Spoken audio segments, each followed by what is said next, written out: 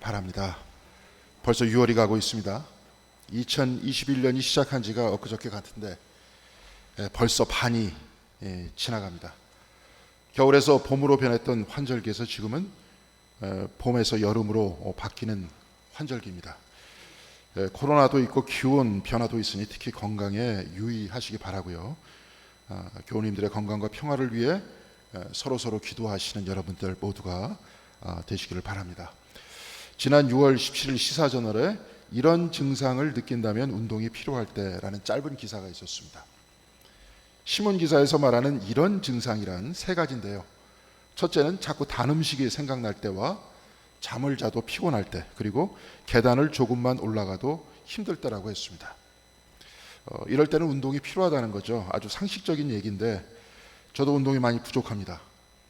설거 준비와 책 읽기, 또한 성경 공부 준비, 또 학교 강의 준비와 여기저기 부탁 들어온 글쓰기 등을 하다 보면 거의 하루의 대부분이 의자에 앉아서 글을 쓰거나 책을 읽게 되는데, 이러다 보니까 저번 달에는 허리가 많이 아팠습니다. 잠깐 그러다 말겠지 했는데 이게 꽤 오래 갔습니다. 이 증상이 오래 가다 보니까 제가 괜히 걱정이 됐습니다. 이게 혹시 디스크 아닌가? 이 생각이 저를 꽤 긴 시간 동안 괴롭혔는데, 이렇게 며칠 지나다 보니까 허리가 아픈 것은 사라졌는데 그 다음부터 목 뒤가 아파오기 시작했습니다. 저는 신체에 대한 전문가가 아니니까 이게 왜 생겼는지 잘 모르겠는데요. 그냥 혹시 담이 아닌가 이 정도로만 생각했습니다. 그래서 목 돌리기도 힘이 들고 잘 때도 불편할 때가 많았습니다. 다행히 지금은 목 양옆에 아픈 것도 많이 완화됐습니다. 몸이 아프고 그래서 아프니까 이런 증상을 느낀다면 운동이 필요할 때 이런 기사가 제 눈에 들어오는 거죠. 그러면서 이 육체에 관해서 한번 생각해 봤습니다. 젊은 시절 담이나 운동 부족에서 오는 통증 같은 것은 저는 거의 없었습니다. 아무리 피곤해도 자고 일어나면 힘든 것도 몰랐습니다. 여러분들도 다 그랬겠죠. 미국에서 대학원을 다닐 때 일주일간 밤을 새웠던 적도 있었습니다. 물론 중간중간에 토막잠도 잤지만 여하튼 학교 과제를 하다 보면 갑자기 밖이 환하게 변하는 것을 거의 일주일 동안 체험했습니다. 그래도 과제를 다 제출한 다음에 하루 종일 온종일 푹 자면 다시 활동하는데 전혀 지장이 없었습니다. 그런데 지금은 그렇게 해야 해도 못할 것 같습니다. 시간이 지나면서 몸도 변하고 이제 몸은 내가 원하던 것을 해주는 것에서 점점점 더 짐이 되는 것 같습니다. KBS에서 지금도 방영하는 장수 프로그램이 있죠. 생로병사의 비밀. 몸에 대한 관심이 많은 분들은 챙겨보실 텐데요. 그런데 여기서 생로병사란 사실 건강에 관한 얘기가 아니라 인간의 괴로움에 대해서 말하고 있는 겁니다. 생이란 태어나 사는 것인데 이것이 쉬운 것이 아니니까 괴로움이고, 노, 곧 늙는 것도 괴로움이고, 병도 괴로움이고, 사, 곧 죽는 것도 괴로움이다 이 말입니다. 생이 괴로운 이유는 또한 생 안에 노와 병이 들어있기 때문에 괴롭습니다. 태어나 젊음을 유지하고 계속 살면 다 행복할지 모르겠지만 몸이 늙고 병이 들어가니 괴롭습니다. 또한 늙고 병이 들고 죽음에 대해서 염려해야 하니까 괴롭습니다. 태어나지 않았다면 죽음을 두려워하지 않아도 될 터인데 태어났으니 죽음은 언제나 우리 모두에게 두려움의 대상이 아닙니까? 그러니까 생로병사의 비밀이라는 말은 TV 프로그램처럼 건강에 관한 것이 아니라 사실은 인간의 괴로움에 관한 이야기입니다. 특별히 노와 병과 사는 세월이 갈수록 점점 나 자신의 이야기가 되는 것이죠. 미국의 세계적인 호스피스 전문가 엘리자베스 퀴블러 로스는 불치의 병이 걸렸을 때 사람들은 보통 5단계를 거친다고 하는데요. 이것을 그는 슬픔의 5단계라고 부릅니다. 이것은 부정, 분노, 타협, 절망, 그리고 수용입니다. 병원에서 이제 앞으로 당신은 남은 시간이 약 6개월 정도다 이렇게 말하면 처음에는 이런 의사의 말을 부정합니다. 그래서 아무렇지도 않게 지냅니다. 그러다가 이제 병세가 생기면, 그리고 또 몸이 아파오면 곧 부정의 단계를 지나 분노하게 됩니다. 신앙이 있는 사람이라면 왜 하나님께서 나에게 이런 고통을 주셨는가 하면서 분노하다가 이제 분노도 소용이 없다함을 느낄 때 타협하게 됩니다. 곧 내가 열심히 신앙생활하면 이 병이 낫지 않을까?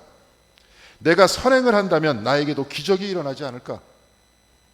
그러나 아무 일도 일어나지 않을 때 사람들은 네 번째 단계 절망하게 되고 마지막 죽음 바로 직전에 자신의 질병과 죽음을 수용하게 된다는 겁니다. 큐블러-로스의 상실 수업이라는 책에서 이 5가지 슬픔의 단계를 다양한 사람들의 이야기를 통해서 설명해 주고 있는데요. 이 슬픔의 5단계는 병이 걸린 당사자가 경험하는 과정이기도 하지만 그 주변에 있는 사랑하는 사람들도 똑같이 이 5가지의 5단계를 거친다고 합니다. 사랑하는 사람이 불치의 병에 걸렸다면 가족들도 똑같이 부정과 분노와 타협과 절망과 수용을 하게 된다는 겁니다. 저는 상실 수업에서 나오는 수많은 슬픈 이야기를 읽으면서 공감을 하게 됐는데, 큐블러-로스는 각각의 감정들은 전혀 이상한 것이 아니니까 있는 그대로 체험하는 것이 오히려 더 건강한 것이다, 이렇게 말합니다. 특별히 큐블러-로스가 상실 수업에서 분노에 관해서는 이렇게 말합니다. 분노는 치유의 과정의 필수 단계다. 끝이 없어 보일지라도 분노를 기꺼이 느껴봐라. 진심으로 느끼면 느낄수록 분노는 점점 더 사라지기 시작하며 당신은 치유될 것이다. 분노가 잘못된 것이 아니라 당연한 것이고 자연스럽게 나오는 현상이니 있는 그대로 받아들이고 느껴보라는 겁니다. 특별히 이 책에서는 얀이라는 사람의 남편이 죽었을 때 큐블러-로스는 그의 분노에 관해서 이렇게 쓰고 있습니다. 얀은 결혼한 친구들이 현실을 극복하는 법에 대해 충고해 주는 것을 듣고는 적잖이 당황스러워했다. 애정이 담긴 모범적인 조언을 들려준 그들이었건만 중요한 것은 그들 모두 남편을 잃지 않았다는 점이다. 얀은 점잖게 경청했지만 마음속으로는 이렇게 생각했다. 너희들이 뭘 알겠니? 너희 남편들은 아직도 살아있는데. 얀은 충고를 해준 친구들을 사랑했고 그들의 진심 또한 알고 있었습니다. 그런데 마음 한쪽 구석에서는 그들을 한 대 때리고 싶은 것을 가까스로 참을 수 있었다고 합니다. 큐블러-로스에 의하면 이 분노의 대상은 친구에서 의사와 가족, 자기 자신, 그리고 죽은 사람뿐만이 아니라 나중에는 하나님에게까지 확대돼 나간다고 말합니다. 얀과 같은 경우에는 이렇게 기도했다고 합니다. 하나님, 내 남편이 죽었습니다. 이것이 정녕 당신의 계획입니까? 난 당신의 헤아릴 수 없는 큰 뜻을 원치 않습니다. 다만 그가 돌아오기만을 원할 뿐입니다. 믿음이 흔들리고 사라지고 있습니다. 오늘 우리가 읽은 구약 성경의 본문은 욥기인데요. 저는 욥기 1장에서 오늘 본문 바로 37장까지 큐블러-로스가 말한 슬픔의 5단계 중에서 특히 부정과 분노를 중심으로 읽어낼 수 있었습니다. 욥기는 비극으로 시작했지만 끝부분은 해피엔딩으로 끝납니다. 그래서 절망과 수용의 단계는 생략되고 특별히 첫 번째와 두 번째가 부각되는데요. 이것은 분노와 부정과 또한 분노입니다. 욥은 동방의 의인이라고 했고 하나님을 경외하는 바른 신앙과 많은 자식과 재산을 가지고 있었다고 했습니다. 그러나 스바 사람 곧 에티오피아 사람들이 와서 그의 종들을 다 칼로 죽이고 하늘에서 벼락이 떨어져 양들이 다 죽고 갈대아 사람들 곧 바빌론 사람들이 와서 나머지 가축들을 다 빼앗아 갔고 그의 자녀들이 파티를 하는데 지붕이 무너져서 다 죽었다고 했습니다. 그리고 욥 자신도 발바닥에서 정수리까지 종기가 나서 자신의 몸을 손으로 긁으면 시원하지 않으니까 제 가운데 앉아서 질그릇 조각으로 긁었다고 했습니다. 이 모습을 본 아내는 이렇게 말합니다. 하나님을 욕하고 죽으라. 그러나 욥기 2장 10절의 욥은 우리가 하나님께 복을 받았은즉 화도 받지 아니하겠느냐 하고 욥의 입술이 범죄하지 아니하니라 라고 했습니다. 이 부분은 욥이 입술로 범죄하지 않은 위대한 신앙인이라고 이해하는 것보다는 자기 처지를 부정하는 욥의 모습이라고 이렇게 이해하는 것이 더 적절해 보입니다. 그러니까 하나님에 대한 신앙을 이유로 해서 자기 자신에게 닥친 현실을 부정하는 겁니다. 그러나 시간이 흐르다 보니까 이제 이 기막힌 현실을 직시하기 시작합니다. 그를 기쁘게 해주었던 자식들을 더 이상 볼 수 없고 재산도 다 사라져버렸고 아내도 자기를 버리고 자신은 그 잿더미 위에서 항아리 조각으로 간지러운 몸을 긁고 있으니 이제 분노가 솟아오르는 겁니다. 그래서 욥은 욥기 3장 3절에서 이렇게 울부짖습니다. 내가 난 날이 멸망하였더라면 사내 아이를 베었다 하던 그 밤도 그리하였더라면. 그리고 욥기 3장 11절에서 12절까지 욥은 이렇게 한탄하고 있습니다. 어찌하여 내가 태어나서 죽어나오지 아니하였던가? 어찌하여 내 어머니가 해산할 때에 내가 숨지지 아니하였던가? 어찌하여 무릎이 나를 받았던가? 어찌하여 내가 젖을 빨았던가? 이렇게 욥이 한탄하자 그 4명의 친구들은 네가 어찌하여 그러는가 하면서 너의 고통은 바로 너의 잘못 때문에 생겨난 것이다, 이렇게 말합니다. 이런 큰 슬픔을 당한 사람을 위로해 주어도 상실 수업의 얀과 같이 너희들의 자식들은 살아있지 않느냐, 너희 재산은 무사하지 않느냐, 이런 생각이 들고 분노가 치밀 터인데 친구들은 그 고통받은 사람을 찾아가서 네 고통은 네 죄의 결과다, 이렇게 말할 때 욥의 내면적 분노는 어떻겠습니까? 대만 신학자 송찬성은 그의 책 Jesus the Crucified People, 예수 십자가에 달린 사람들이란 책에서 욥의 친구들의 논리를 이렇게 평가합니다. 친구들의 보복의 논리는 인간의 논리이지 하나님의 논리가 아니다. 친구들의 하나님은 잘못된 하나님이고 인간의 의식 속에서 탄생한 신이며 인간이 자기 이미지로 창조한 신이다, 이렇게 말합니다. 그리고 송찬성은 욥기 19장 25절의 말씀, 내가 알기에는 나의 대속자가 살아계시니 마침내 그가 땅 위에 서실 것이다, 이 말씀을 소개하면서 욥의 하나님은 보복의 하나님이 아니고 대속하시고 용서하시는 하나님, 그리고 은혜를 베푸시는 하나님이라고 말했습니다. 예수께서는 나는 죄인을 위해서 왔노라 라고 하셨습니다. 예수 주변에는 나병 환자와 절름발이와 맹인과 고아와 과부와 세리와 창녀가 있었습니다. 그러나 주님께서는 이들 모두를 하나님의 백성이라고 하셨고 바리새인들에게는 너희들보다 이들이 하나님 나라에 먼저 들어간다고 가르치셨습니다. 하나님은 보복의 신이 아니고 은혜와 용서와 대속의 하나님이라는 말씀이 아닙니까? 오늘 우리가 읽은 구약 성경의 본문 욥기 38장 1절에는 이렇게 말씀하고 있습니다. 그때 여호와께서 폭풍우 가운데에서 욥에게 말씀하여 이르시되, 하나님께서는 폭풍우 가운데 나와서 말씀하셨다고 했습니다. 햇빛이 찬란한 평온한 날에 말씀하신 것이 아니라 폭풍우 가운데라고 하셨습니다. 고난받는 욥의 처지가 폭풍우와 같은 위기의 때인 것과 같이 하나님은 저 멀리가 아닌 욥의 고난 한복판에서 나오셔서 그렇게 말씀하셨다는 겁니다. 그리고 욥기 38장 3절에 대장부처럼 띠를 두르라고 말씀하십니다. 영어 성경에는 Brace yourself like a man이라고 했습니다. 사나이처럼 띠를 두르라는 겁니다. 여기서 사나이란 히브리어로 게흐버라는 단어인데 남성임과 동시에 warrior, 곧 군인이나 전사라는 뜻입니다. 그러니까 하나님께서는 욥에게 전쟁에 나가는 군인처럼 띠를 두르고 내 앞에 당당히 서라고 말씀하고 계신 겁니다.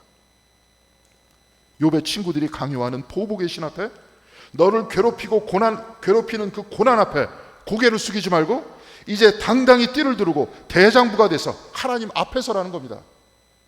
그리고 하나님께서 말씀하십니다. 내가 땅에 기초를 놓았을 때 내가 어디 있었느냐? 내가 깨달아 알았거든 말할지어다. 누가 그것의 도량법을 정했는지, 누가 구주를 그것 위에 띄웠는지 내가 아느냐? 그것의 주추는 무엇 위에 세웠으며 그 모퉁이 돌을 누가 놓았느냐? 그때 새벽별들이 기뻐 노래하며 하나님의 아들들이 다 기뻐 소리를 질렀느니라. 내가 곧 하나님께서 땅에 기초를 놓았을 때, 그것의 도량법을 정했을 때 내가 어디 있었느냐? 그 도량의 줄을 그것 위에, 곧 도량법 위에 정확하게 맞춰서 이 땅의 우주를 만들었는지, 그리고 이 땅의 우주의 주체는 무엇인지, 또한 모퉁이 돌은 무엇인지 내가 아느냐? 이렇게 물으십니다. 이렇게 땅이 만들어질 때 하늘의 별들은 기뻐 노래하며 하나님의 아들들, 곧 하늘의 천사들이 기뻐 소리질렀다고 했습니다. 땅만이 아닙니다.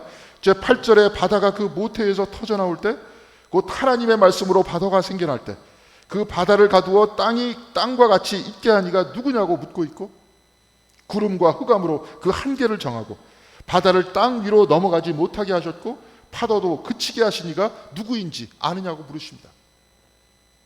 이런 질문은 욥기 41장까지 끊임없이 이어지고 있습니다. 하나님은 질문하시고 욥에게 띠를 두르고 서서 대답하라고 욥에게 말씀하십니다.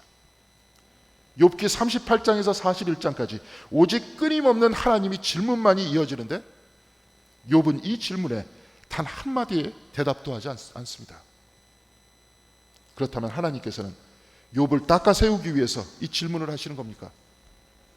상처 입은 욥의 몸과 마음을 아랑곳하지도 않고 욥을 찾아온 친구들처럼 너는 알지도 못하면서 왜 아는 체 하느냐 이렇게 몰아세우고 있는 겁니까? 그렇지 않습니다. 만일 그렇다면 하나님께서는 친구들이 말하는 보복의 신일 것입니다. 하나님의 말씀은 질문의 형식을 띠고 있지만 사실 모두는 하나님의 답변입니다. 오늘 본문을 포함해서 욥기 38장에서 41장까지 하나님은 욥과 친구에게 그리고 우리 모두에게 답변하고 계신 겁니다. 오늘 보면 4절에서 11절까지의 말씀을 답변의 형식으로 고쳐본다면 나는 땅에 기초를 놓았다. 나는 그 땅에 도량법을 정했고 그 줄을 그 위에 띄웠고 주추를 세웠고 모퉁이돌을 세웠다.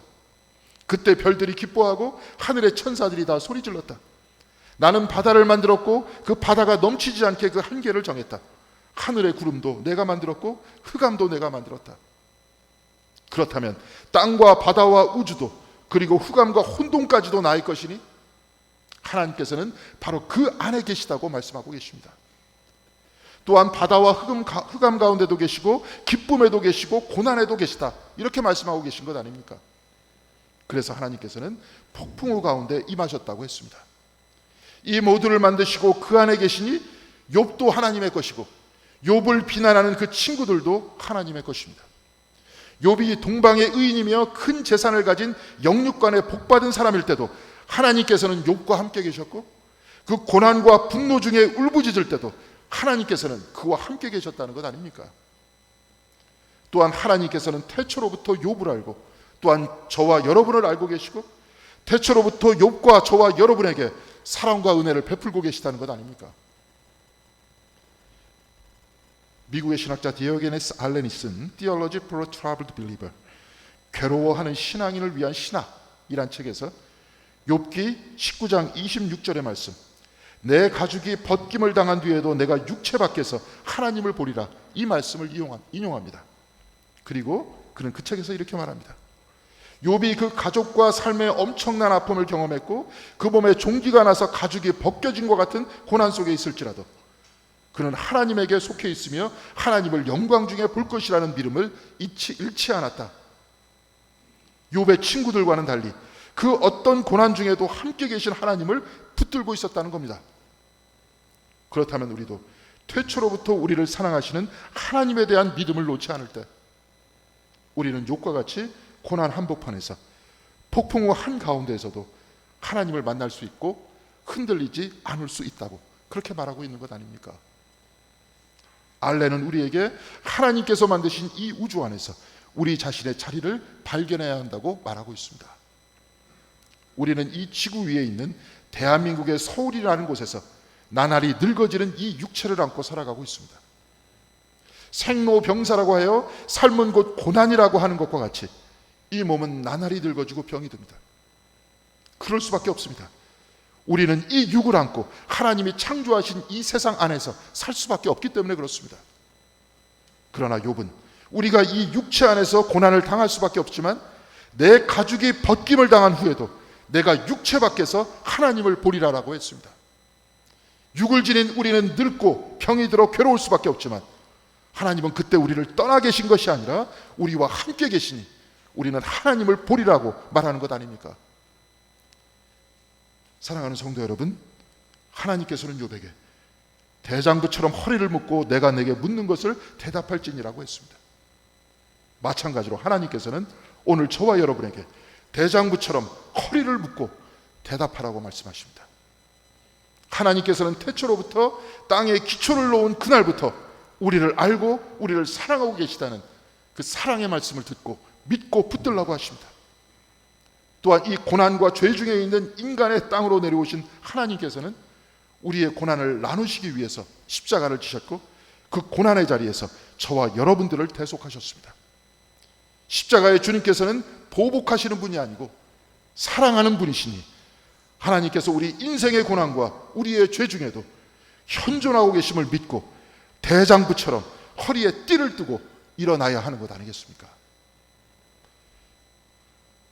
프랑스에서 태어난 유대인 철학자 시몬 베이유는 폐결핵과 과로 때문에 34살의 짧은 삶을 살다가 간 사람입니다. 그런데 시몬 베이유는 자신의 신앙적 체험과 철학을 말로만 하지 않고 실천했던 사람이었습니다. 그녀는 스페인 내전에 참여했고 2차 대전 때에는 프랑스의 레지스탕스 운동에도 참여했습니다. 또한 유대인임에도 불구하고 그녀는 예수 그리스도를 너무나도 사랑했는데 당시 동족이 히틀러에게 억압을 받고 있는 상황에서 자기 혼자 기독교로 개종할 수 없다 이렇게 이야기했지만 동시에 주기도문을 생각하면서 하루 3번 뜨겁게 묵상했습니다. 몸이 특별히 약했기 때문에 편두통이 자주 찾아왔는데요. 편두통이 올 때마다 조지 허버트의 시 러브, 사랑을 암송했습니다. 지금 목회 단상에 나와 있는데요. 제가 한번 읽어드리도록 하겠습니다. 조지 허버트 사랑. 사랑은 마음을 열어 나를 맞이하였으나 수많은 죄의식과 죄 안에 있는 내 영혼은 그 사랑을 피했다. 이를 알아챈 사랑은 나의 망설임을 보고 나에게 다가와 따뜻하게 물었다. 왜 그러냐고. 나는 자격이 없습니다 라고 말하자 사랑은 너는 자격이 있다라고 말했다.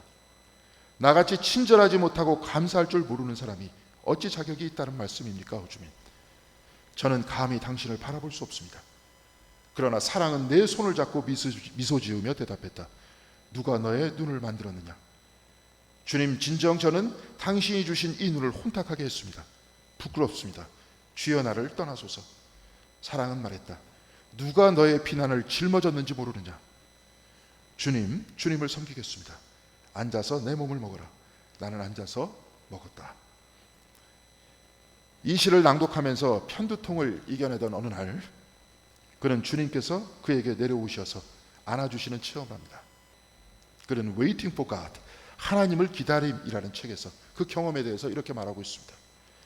내가 그 시 사랑을 암송하는 동안 그리스도께서 나에게 내려오시어 나를 품어주셨다.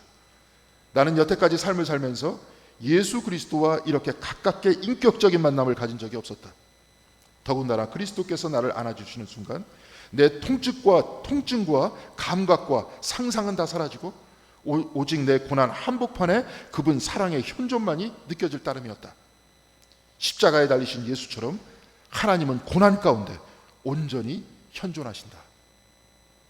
하나님께서는 폭풍우 가운데 욥에게 나타나셨습니다. 시몬 베이유는 질병의 고통 속에서 예수 그리스도를 만났습니다. 그는 비록 짧은 인생을 살았지만 그리스도의 현존을 그의 삶에 체험한 이후 대장부처럼 허리에 띠를 띠고 그를 괴롭혔던 질병과 전쟁과 학살이라는 시대의 폭풍우를 이겨낼 수 있었던 것입니다. 사랑하는 성도 여러분, 환난이 있을지라도 고난과 아픔이 있을지라도 그 폭풍 안에서도 언제나 여러분을 사랑하시고 그 안에도 항상 살아계신 하나님을 붙드시기 바랍니다. 우리의 아픔 한복판에 우리에게 내려오셔서 우리와 같이 계시는 예수 그리스도를 믿으시기 바랍니다. 그래서 욥과 같이 시몬 베이유와 같이 삶의 폭풍 안에서도 하나님을 만나고 대장부처럼 허리에 띠를 띠고 일어나서 이 아픔을 이겨내고 하나님과 동행하시는 저와 여러분들이 다 되시기를 주님의 이름으로 간절히 기원드리겠습니다. 기도하시겠습니다. 사랑과 은혜의 하나님, 우리는 하나님께서 사랑과 은혜 가운데 계시고 또한 우리들과 함께 계심을 믿습니다. 코로나19가 이제 2년 이상 우리를 괴롭히고 있고 또한 우리의 각각의 삶이 무너져서 괴로워서 울부짖을 때에도 그 가운데 하나님께서 계심을 믿습니다. 폭풍우 가운데 하나님께서 역사하시고 욥에게 자신의 모습을 드러내셨던 것과 같이 우리들도 이 폭풍우 가운데 드러내시는 하나님을 바라볼 수 있도록 인도하여 주시옵시고 십자가에 달린 예수 그리스도를 바라볼 수 있도록 함께하여 주시옵시며 이를 붙들고 이 모두를 극복하는 그리하여서 대장부처럼 허리에 띠를 띠고 일어나는 저희들 모두가 될 수 있도록 주께서 인도하여 주시옵소서. 이 모든 말씀 우리 주 예수 그리스도의 이름으로 기도드렸습니다. 아멘. 네, 성도의 규제 시간입니다.